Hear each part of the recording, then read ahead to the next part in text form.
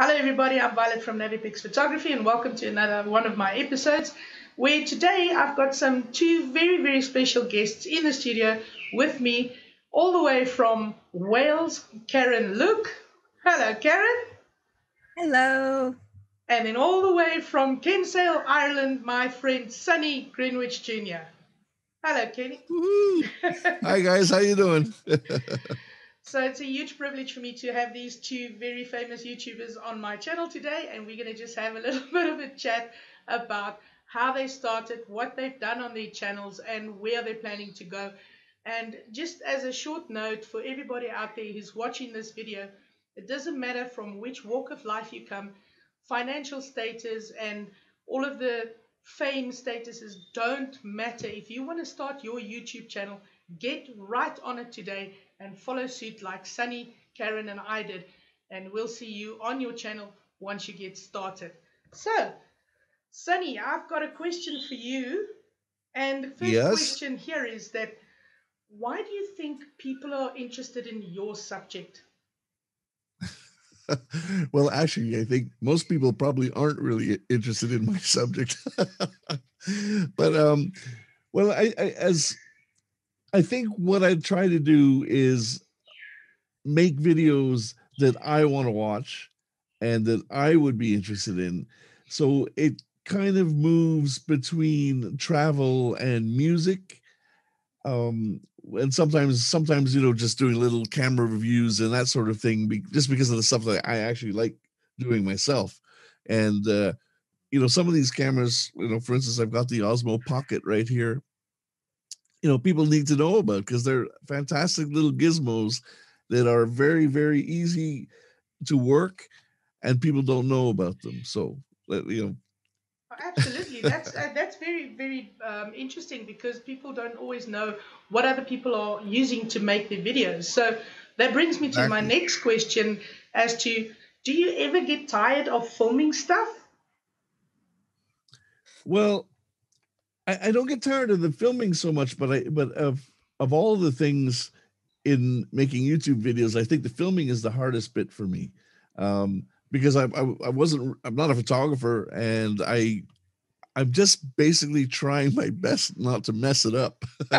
You know, to get if I can get the stuff on the camera, then I'm really happy, and then I try in the editing to you know, make things look a little smoother.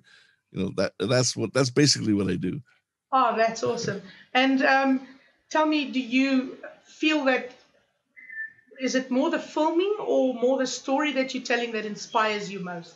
Depending on what I'm actually doing. So obviously with a camera review or something like that, I have sort of an idea of what I want to say, and then I try and incorporate my day into it as well, just to make it so it's not quite so boring. You know, I mean, camera reviews can be quite tedious. You know, if especially if you're not on my channel for camera reviews, then you still want to have, you know, something fun that I have to say as well. You know, so it's kind of a blend. Karen, that brings me to a question that I have for you. Like most new YouTubers would come into this thinking, like Sonny said, now that's not, his channel is not about photography, but he's got to make the photography part of it interesting. So what's your advice to newcomers? My biggest advice to newcomers, because I've had a few people asking me about this, is just to get out there and learn the craft of how to make a proper video. When we all look back at our first few videos, we all think, oh my God, oh, why didn't you do that? Why didn't you do this? And now it's just a second nature. You know, the first time I had done some sort of text reveal where I had to mask myself to do that, it took me 8 hours to figure that out. And now it takes me 10 minutes, you know, so it's, you have to invest sort of the learning of the craft of doing it. And the only way that's going to happen is just to do it. Oh, absolutely. And what would you say, what is your favorite thing about making these videos, apart from your acquired skills on the editing part? What is your favorite portion? I really like the editing. But unlike Sonny, I actually enjoy the filming a bit more than I thought I was going to.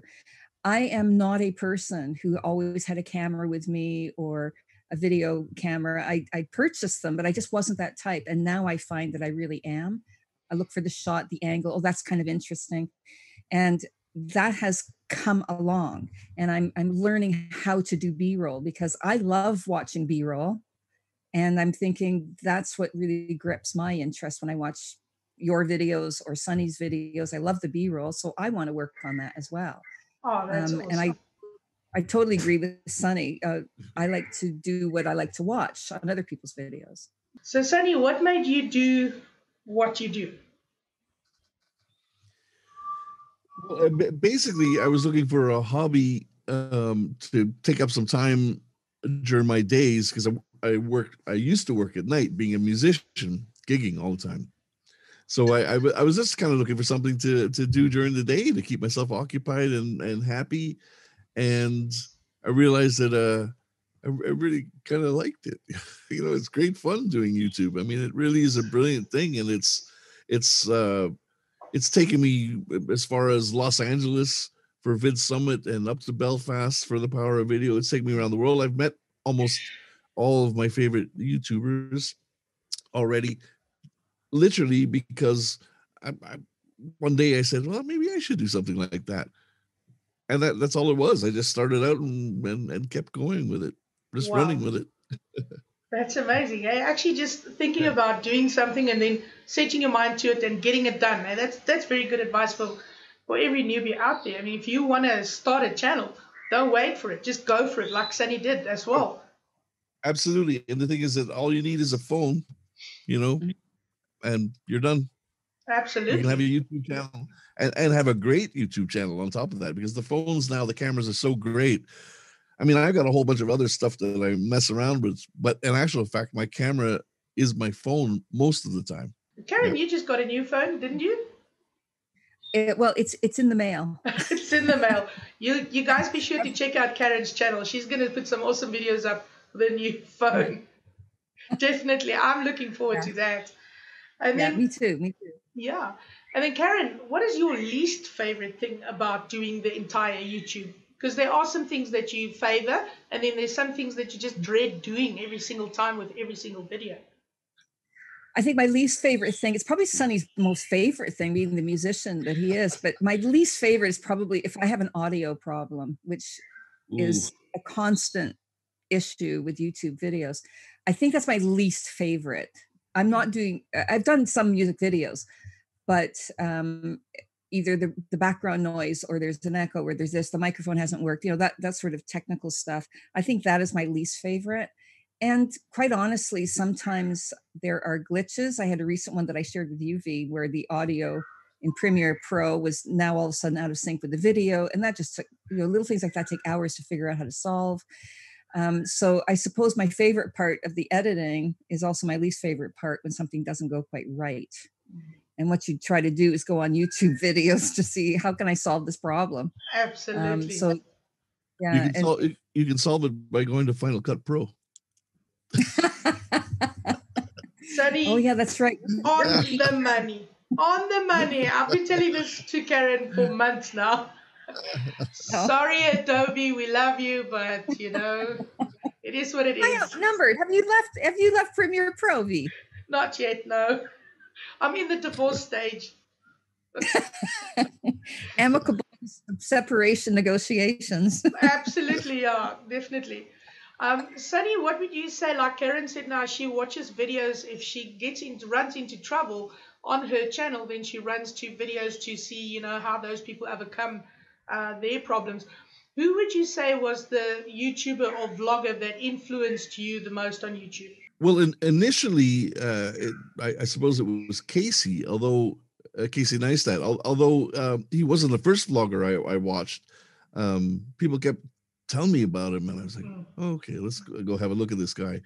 And then I realized that he was actually something really special, in fact, because it's difficult to put out a video every day and have it be interesting, and also to have put some meaning behind it as well, you know, and some emotion into what he does, you know, and he was doing that every single day. And when I saw that, I was like, okay, you know, it's going to take me a long time before my game gets that good, you know. Yeah, definitely. No, so Casey. Yeah, I guess Casey to start out with, and then of course Peter McKinnon, because he's a good Canadian boy, you know, it's funny, even looking at his earlier videos, you know, he was not great. He's much better now too, you know. Yeah. Well, he's from Toronto though. Like that's yeah, clear here. Yeah. It's not bad for a Toronto kid, I suppose. Yeah, that's it. This is what they say is that Toronto's a good place to mind your own business. Karen, what would you say? Why would you encourage people to go into the YouTube sort of platform with all the people doing all these same saturated sort of videos? You know, you can get a specific niche, but everybody is doing the same thing. Why would you say people need to get into YouTube? Because I think that there are so many stories that need telling. And I think that everybody has a different perspective. I mean, I'm definitely in it for the storytelling. I try to tell the story. I'm like Sonny that way. I suppose like you as well, V. I mean, I think we're all storytellers at the heart of it. But I try to tell a story with a beginning, a middle, and an end to it.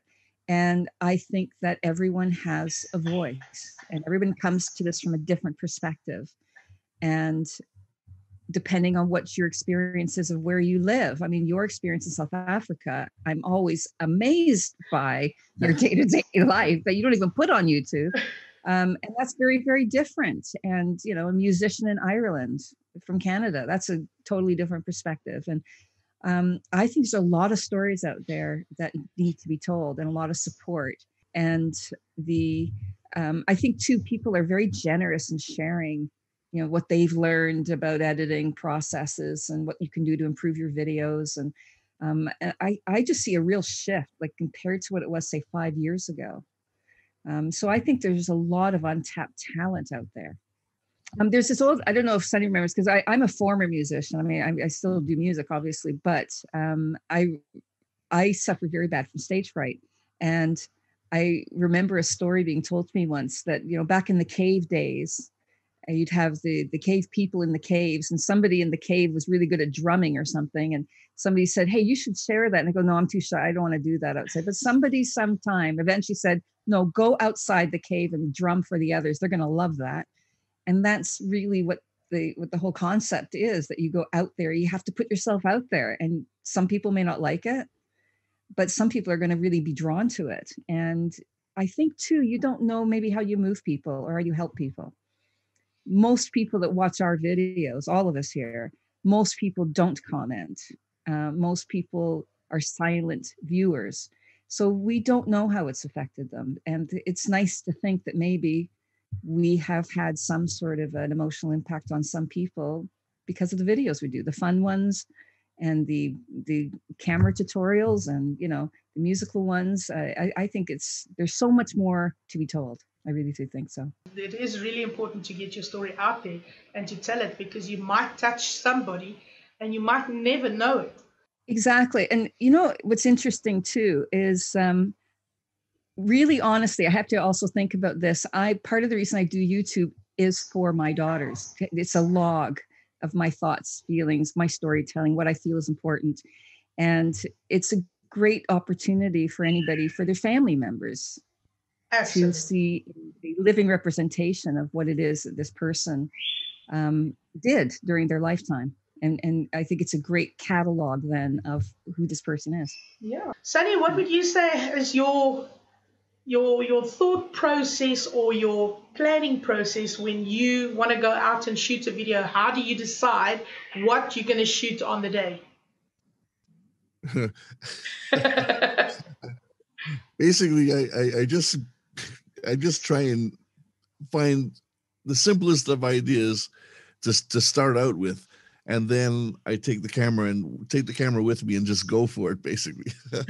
You know, so like, I mean, I haven't got an idea for my next video now, for instance, but I did film an interview with the Wild Atlantic Cabaret, another interview with these girls. Yeah.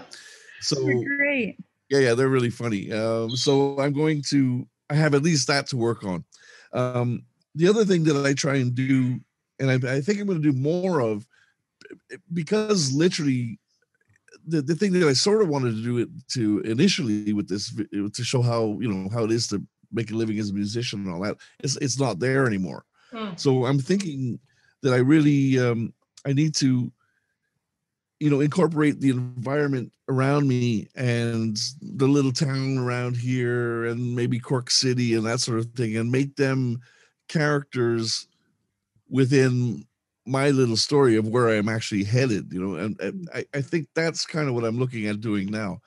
So I think I'll do another video, a proper video on Kinsale, which is the town that I live in, for instance. I'll do a video on that. And I mean, I want to go back traveling because I'd like to, at least, for instance, Paris, which is one of the places I love. I lived there years ago. So it's part of where I am now, was living in Paris. Okay. So I'd like to get back to it and to maybe dive a little bit deeper into what it is that changed my perspective on life now. Yeah. But when I was there, I was in my 20s or whatever. So it's a different thing altogether. So that's kind of what I'm thinking of doing, making my videos a little bit more vlog style, but still incorporating maybe some how to on editing and how to on filming and how to on playing, or mixing a song or that sort of thing. Because I'm working on a new album with my friend Johnny in Toronto. So it's how we're managing to do this across the world from each other, and putting an album out, doing it that way. So there's little ideas like that I've got that I'm sort of trying to articulate.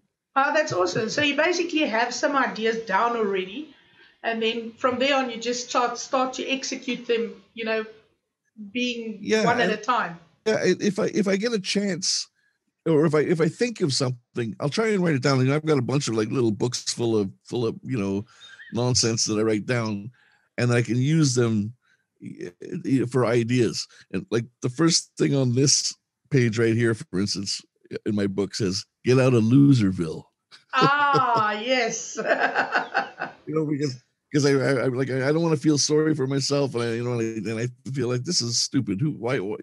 I live in a beautiful spot, and I have this chance right now because I'm not working. I have all the time in the world to actually do something to make myself better and to also help some other people around too. So, get out of Loserville. On that note, I've got this question for both Sonny and Karen. So we'll let ladies go first and ask Karen. Have you had any major setbacks since you started YouTube until now? I suppose major setbacks. I think that because this is a creative or artistic outlet, as with anything creative, if you're not mentally in the place to do it, it's just not going to happen. And there's no doubt at the beginning when I made a commitment to do YouTube, I'm like this. I said, okay, right, I'm going to do YouTube. I told my family, what do you think? I said, it's going to mean that, I'm going to have to spend so many hours a week on it. And I want to put out a weekly video. And I remember I was really getting run down and I was not sleeping very well trying to get this weekly video out. And all of a sudden I came to the realization, that actually you don't need to put one out every week if you take a break. And I think you have to go through all these little mindsets to understand that, yes, commit to it, but, take a break. And I think that that's a really important thing. So I haven't had a major setback. I do find that during these times in the lockdown, I have had some difficulty with the artistic sort of thing because there's other things running continuously in the background, sort of like computer programming to keep your computer going, and it can be quite distracting. And so I've had times where I haven't created anything for 3 weeks, and now I'm on a creative spurt. So it's, it comes like that. But I think you have to go through that because I don't like it when you don't have videos out for 3 weeks. Yeah. I miss your videos if you're not out. So Sonny, what would you say was your sort of setbacks that you had in this platform? Well, I don't really think I've had any setbacks as such on YouTube. I think that it's a whole lot harder and more difficult to do YouTube than I initially thought. I mean, I kind of thought, oh, this is going to be easy and all of that sort of thing. It's much more difficult than you would think, but by the same token, it's also much more enlightening than you would think as well. Like I feel like I've learned so much from doing this. Just like Karen, I took a few weeks off myself after I was in LA at Vid Summit, because I realized after meeting so many of the artists and the people that we all know, like Peter Mckinnon and Potato Jet and whoever else, of Sarah Dici, and the list goes on and on. I met a lot of them. What I realized that these people are fantastic. I mean, they're really good at their job, and it sort of scared me in a way. I was like, oh my goodness, I'm not half as good as these people, and how am I going to get there? So I took some time off to just reflect on that, and also to reflect on the fact that, having gone back to LA years later and realized that I maybe, messed up my entire music career by not staying there. It sort of, the whole thing was an eye opener for me, and it wasn't a setback, because in fact what it did was make me kind of want to double down and get better at it, and also to realize that now I'm doing the videos without putting so much pressure on myself to get, if I'm having fun with it, I'll just do it, and not worry so much about trying to please the algorithm or try and please every one of my viewers, because some people don't like music and some people, like the traveling and back and forth.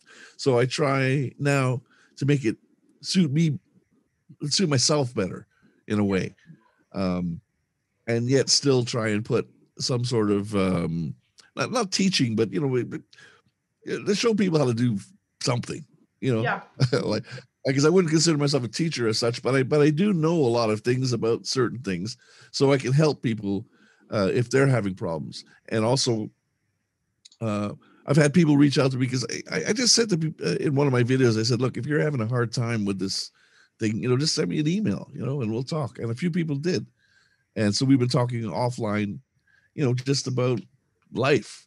And not about the YouTube thing, or not about getting forward or making it, just how things are.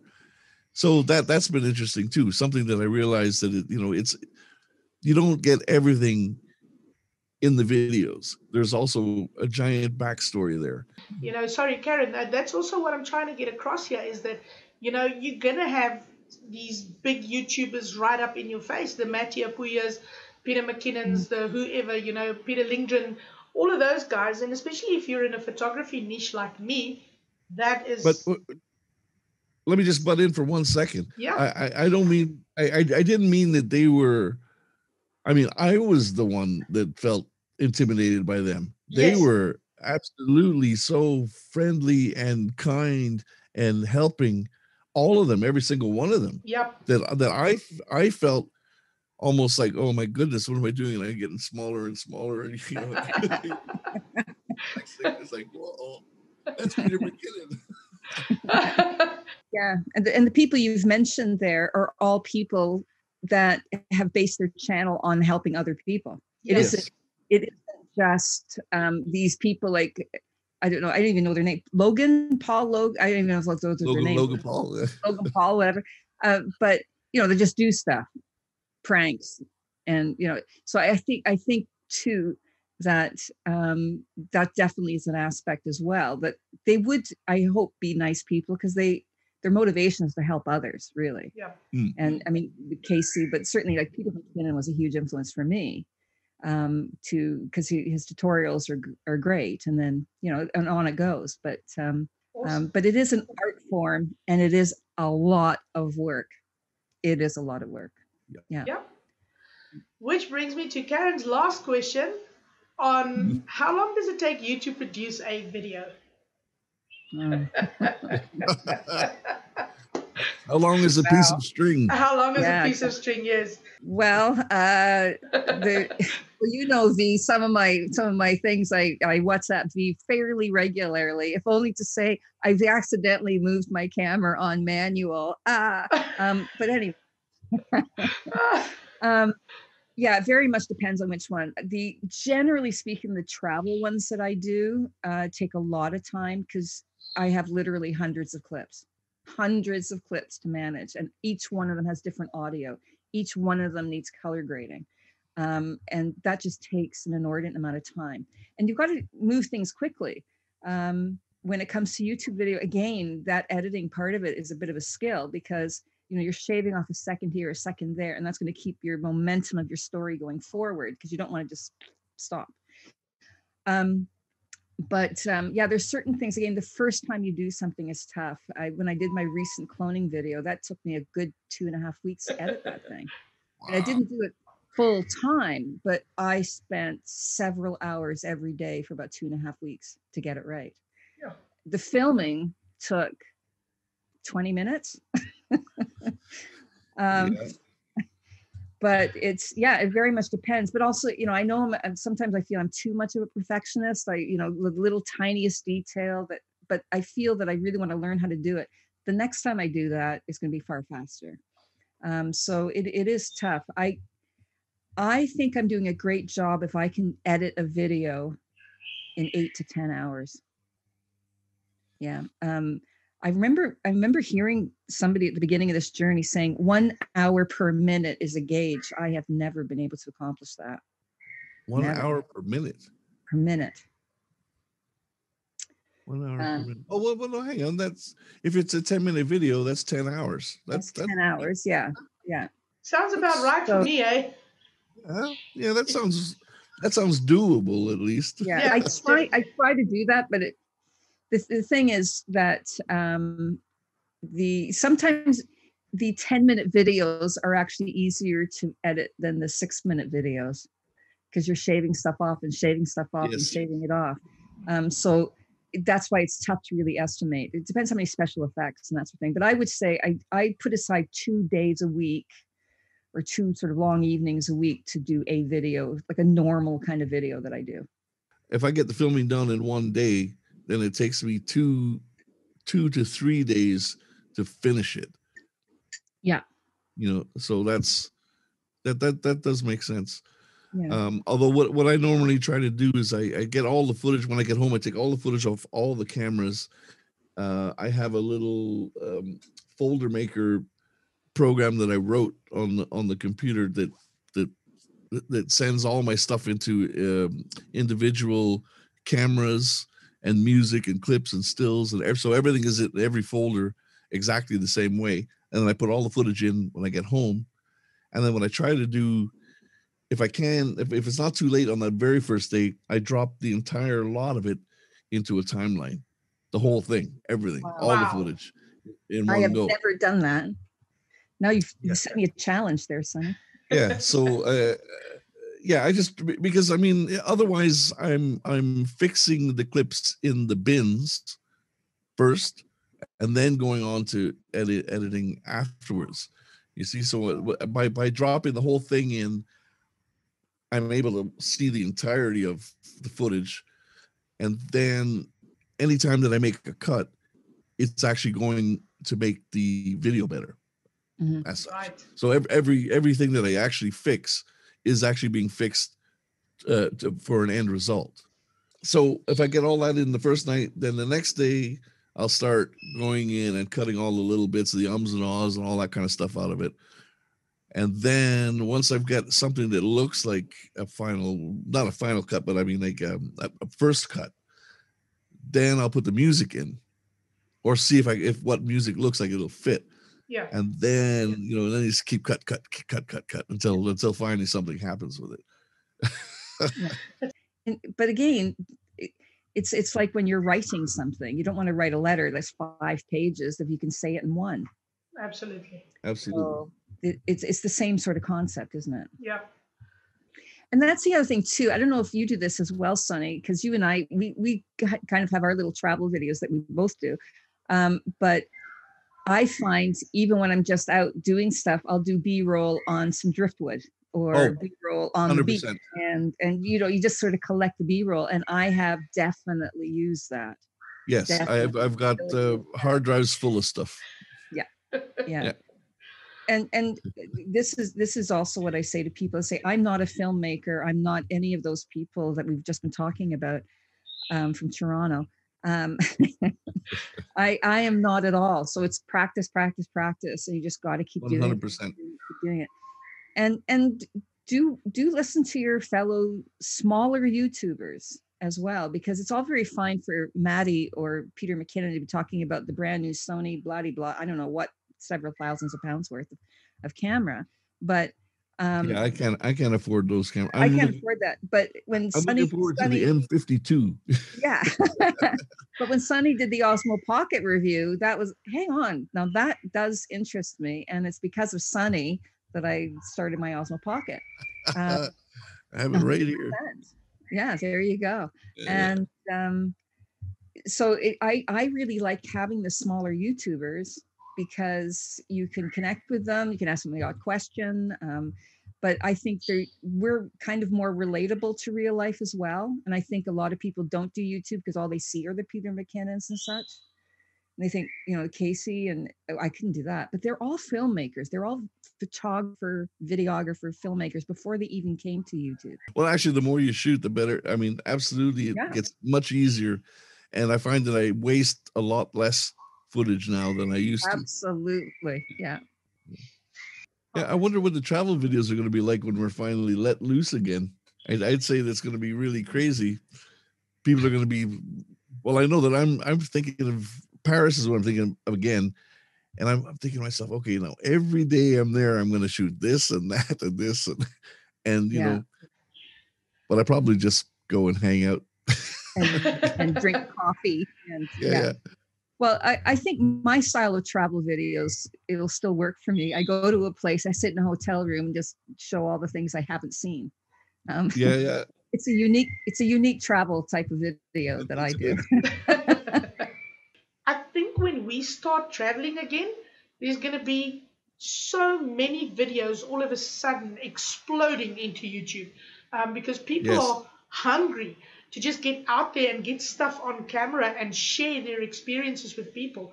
And I've seen some short films that people have made during this lockdown that brought me to tears.